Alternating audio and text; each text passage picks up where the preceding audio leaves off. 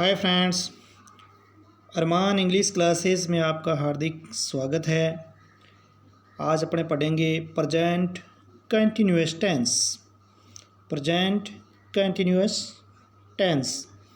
तो इस टेंस में हिंदी वाक्यों में यदि पहचान करनी हो तो जिन हिंदी वाक्यों के अंत में रहा है,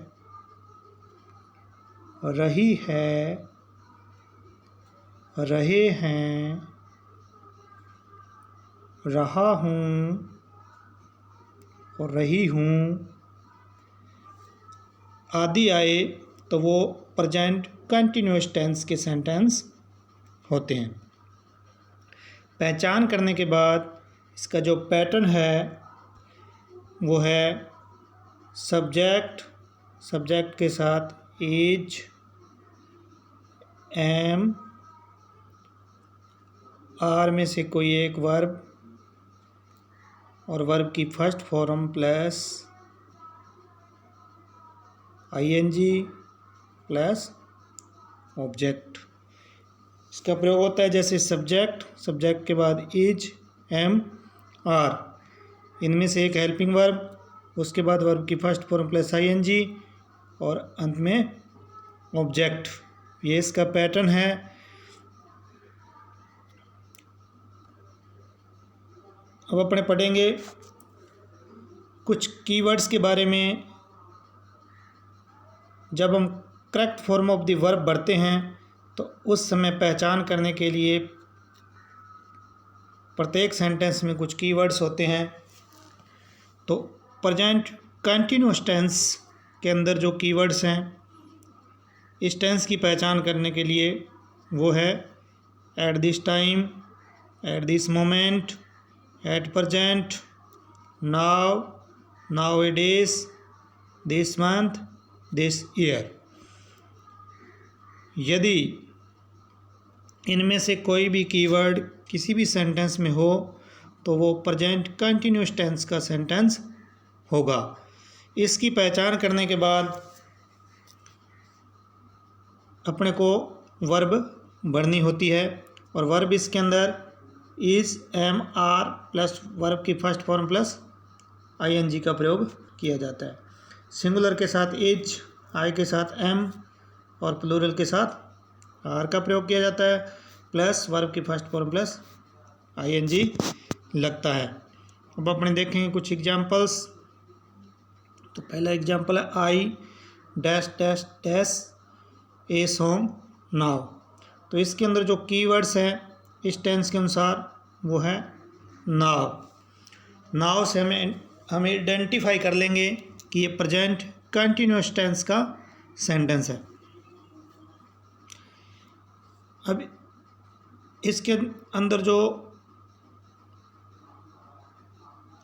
वर्ब लगेगी वो है सिंग, क्योंकि ऑप्शन में सिंग दिया है। अब अपने नाव से पहचान करने के बाद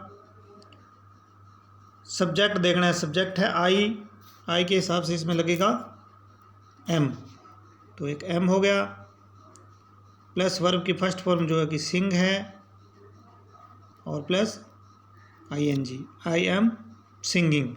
तो इसका जो राइट आंसर है वो है B. Right answer B, I am singing a song now. दूसरा जो एग्जाम्पल है वो है they dash dash dash music at this time. इसके अंदर जो कीवर्ड है वो है एट दिस टाइम। इससे हम आइडेंटिफाई कर लेंगे कि ये प्रेजेंट कंटिन्यूअस टेंस का सेंटेंस है।